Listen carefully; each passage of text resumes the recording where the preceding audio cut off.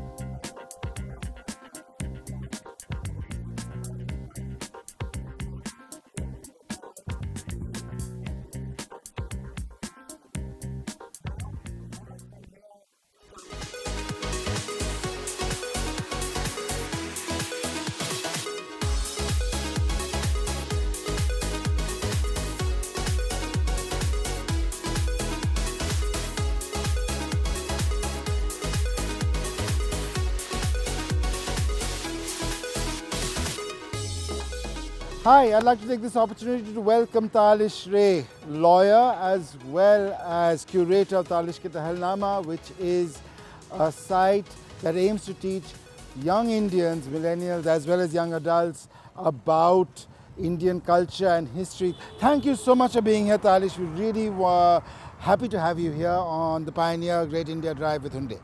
Thank you so much for actually having me, Kushan. Hi, I am Talish and I am a part of the curation team for Talish Ka Tahlnama. Tahlnama, the word actually means walking. Tahlna is walking, Nama means stories. So the idea is to talk about stories that actually define us while we walk our way through.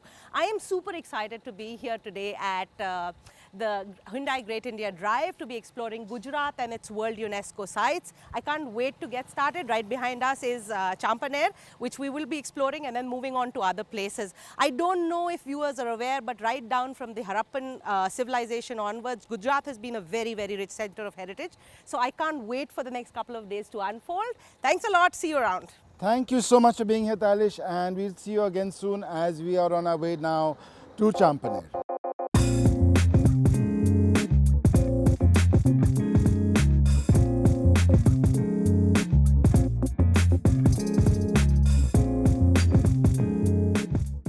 Talish, this is the Seher Ki Masjid, which was built by Mahmud Begada when he took over the city. This seems quite a unique mosque and disused, but tell me a bit more about this place, and it looks very stunning and it's completely disused. So actually, it's interesting because you have to understand the geographical importance of the Champaner Pavgarh area. Because it is a hill in the middle of flat terrain, strategically it was very important. It was important because you needed to be in a position to actually have control over Champaner Pavgarh in order for you to have control over Malwa.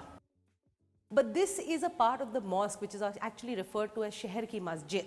And what is interesting in this is that you actually end up seeing Indo-Islamic influences that were there. And these Indo-Islamic influences later became such a predominant part of Mughal architecture.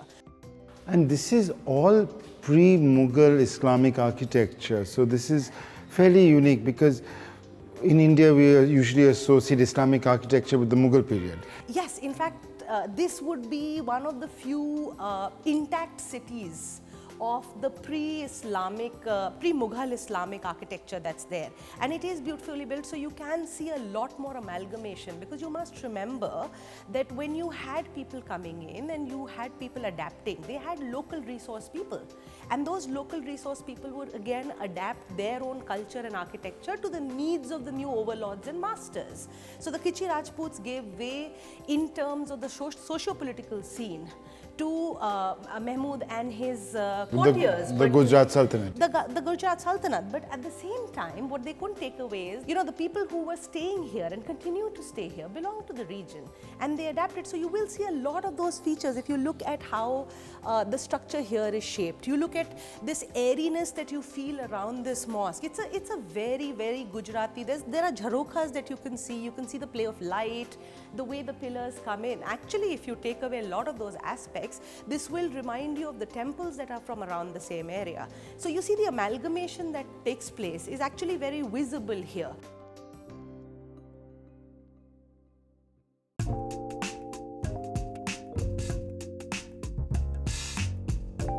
We are at the Nagina Masjid, one of many masjids in the Champaner complex. This is actually the edge of the site. It's a bit of a drive, as we discovered. This is a dual-story structure standing on the top floor. It's quite fascinating, how much work, the paneling work over the Talish. So this is obviously not a very much visited spot. Of course, there is tourist damage, as we can see.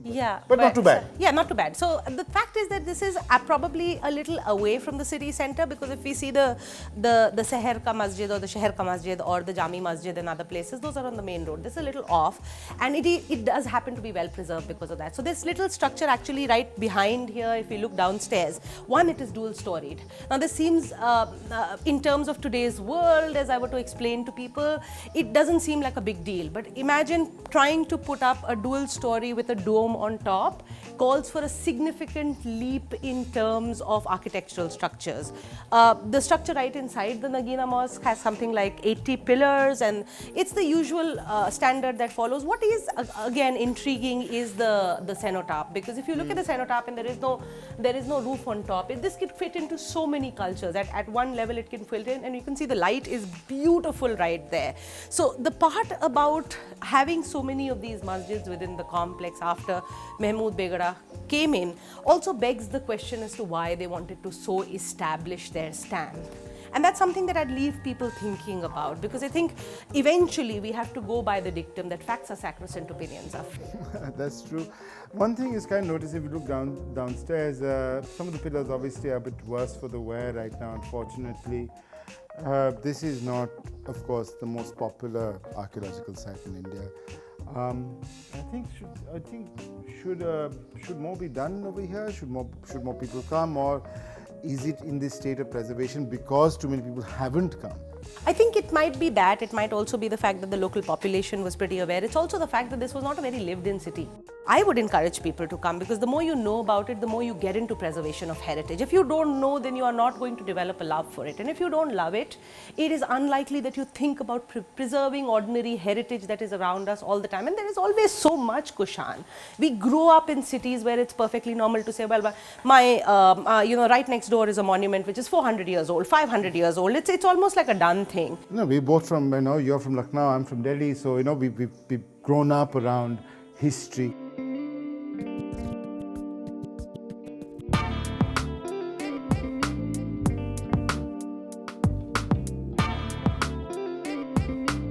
So we are here at Saat Kaman. Saat Kaman is 7 arches, quite obviously. There are 7 arches over here, 2 to the side and 5 down.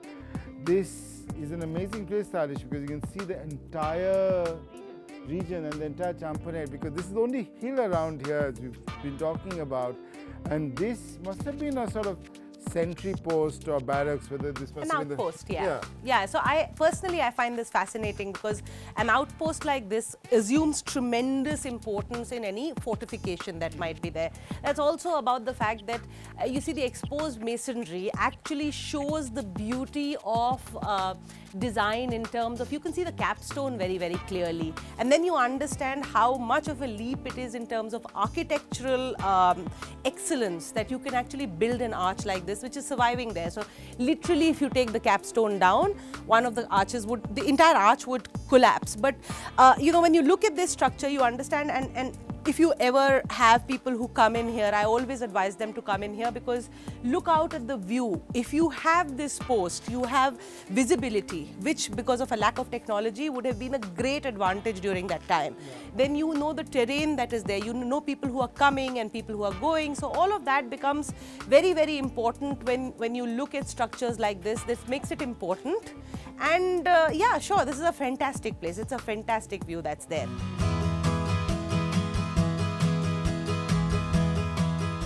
I'm the one who does driving reviews and evaluations. So what is your impression? Yeah, well, I'm a little scared of, giving my opinion on that because, again, you see, driving is one of those things and, you're not supposed to be really knowing much about a car. But the car is a bit of a surprise because all said and done, this kind of a size and the vehicle that's there, I typically expect it to be heavier, which it isn't. It's very easy to navigate. Also, I am one for very tight turning arounds and stuff because I don't like to sort of move the car too much.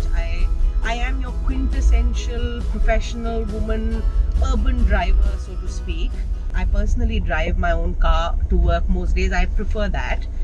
So the thing that is there is that it's easy. It feels like one of the lighter vehicles that used to come earlier, and gradually as vehicles have moved towards the more SUV, MUV bandwagon, there is a feel where the vehicle seems to have a bit of a drag. You get tired.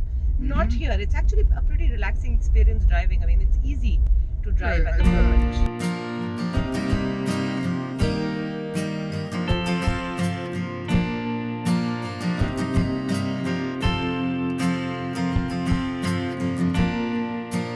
We have come to the Modhera Sun Temple. This stunning piece of architecture was built around 1026 and 1027 AD by the Solanki king Bhimdeva. He was the same king whose queen Udaymati was responsible for building the Rani Ki Vav, where we went later. The ornate kund, or bathing pond of the temple, with its little tortoises which you can still see, has 108 shrines, and these shrines are scattered all over the pond. The main shrine at the top of the pond isn't used anymore. The Sanctum Sanctorum has been locked up at Archaeological Survey of India. But an example of the skills of the Gujarati masons and artisans who built it. The entire outside, you can see brilliant examples of the masonry, the carvings of the gods and the stories from the Ramayana and Mahabharata. You can see that the masons and artisans of the Solanki Empire were among the most skilled in India. The Modhera Sun Temple may not be as famous as the Sun Temple on the east coast, that is Konark, but it is again a place you must visit. Modhera itself is just about 2 hours outside Ahmedabad.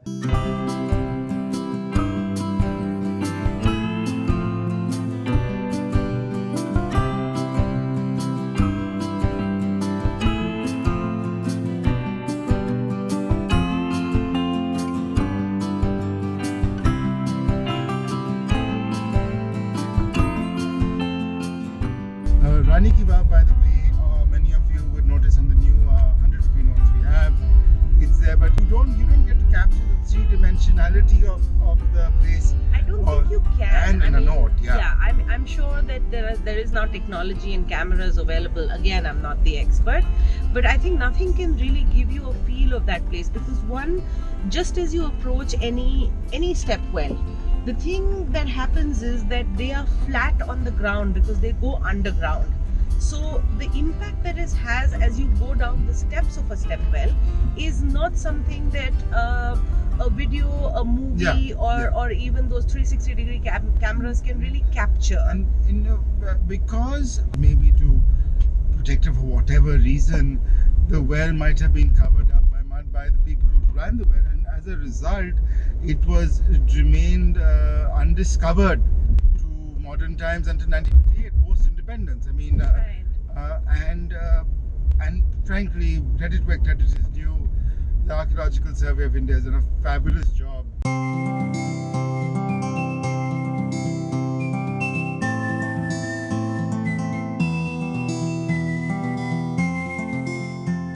2 of the Great India Drive.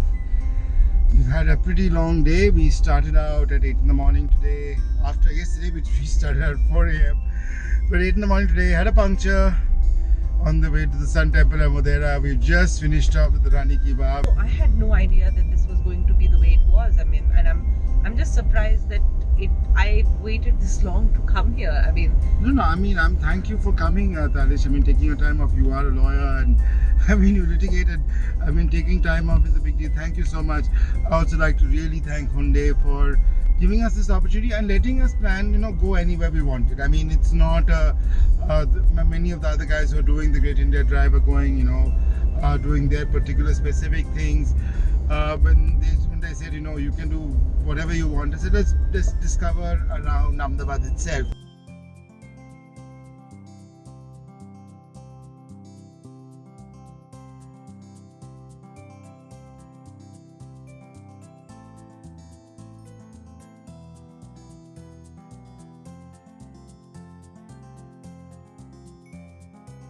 We are here with Shan Javeri, the owner of Swati Snacks, which has become an Ahmedabad institution, but as Shan tells us, it was started by his grandmother over 60 years ago in Bombay, with a huge Gujarati, immigrant population in Bombay, but he's brought back Gujarati food to Gujarat.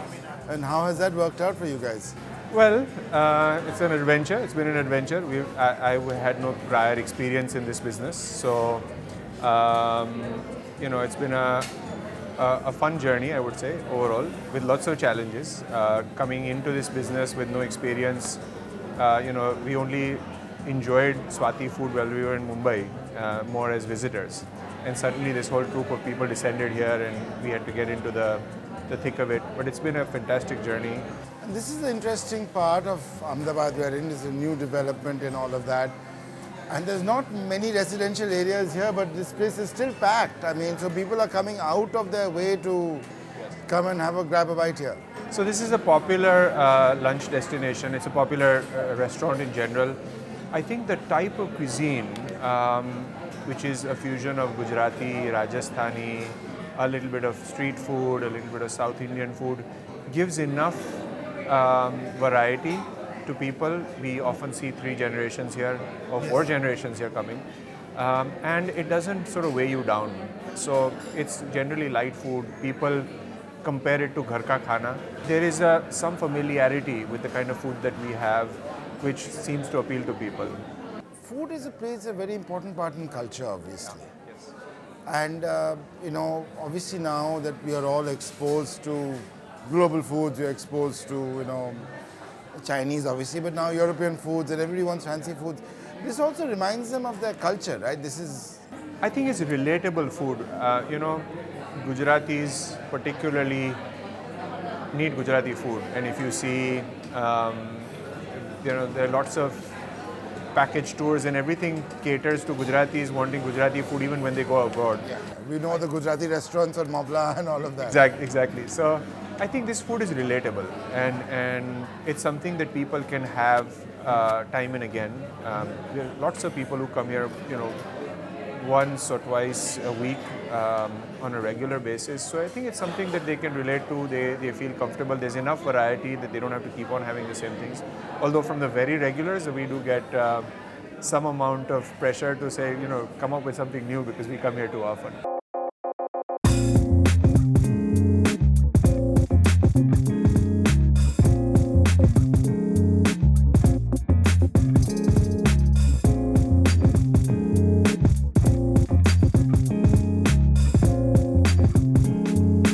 We began our Great India Drive at the Statue of Unity, the statue of the man who united all the princely states of India into the Union of India as we know it today. We end the Great India Drive at the ashram of the man that Sardar Vallabhbhai Patel considered his guru.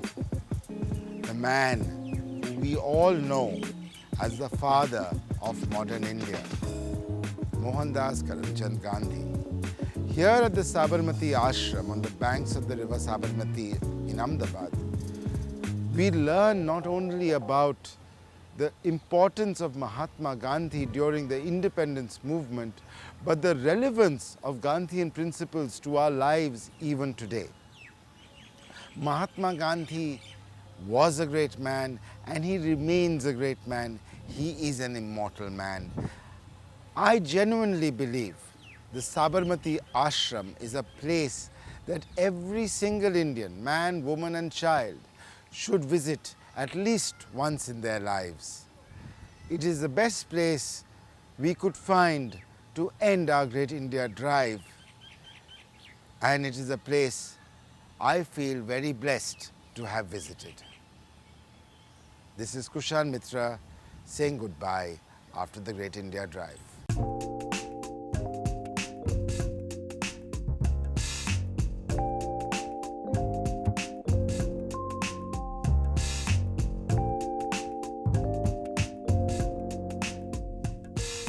And here we are at the conclusion of the Great India Drive. Over the last few days, we have discovered a lot about Gujarat. We started off at the Statue of Unity, the world's tallest statue, and we end on the banks of the Sabarmati River behind me at the Sabarmati Ashram, where Gandhiji spent a majority of his time after 1917. This has been a great voyage, or rather a drive, of discovery, where we have discovered the history and the culture that Gujarat has to offer. We often conflate Gujarat with business and trade, but we forget the role that that wealth played in the creation of some of the most spectacular monuments as well as modern India itself. Gandhiji was funded by some of the great merchants of Ahmedabad. The Sabarmati Ashram was funded by some of the great merchants of Ahmedabad. The trade and business of this city and its surrounding areas are what have made the establishment of so much culture, so much history, and so much struggle possible. Thank you for watching The Pioneer and Hyundai India's presentation of the Great India Drive. I hope you will take the time to come and visit all the sites that we have seen, whether it was the Statue of Unity, Champaner, Modera, Rani Ki Vav, Patangwali Gali, or the Sabarmati Ashram. And again, this is Kushan Mitra signing off.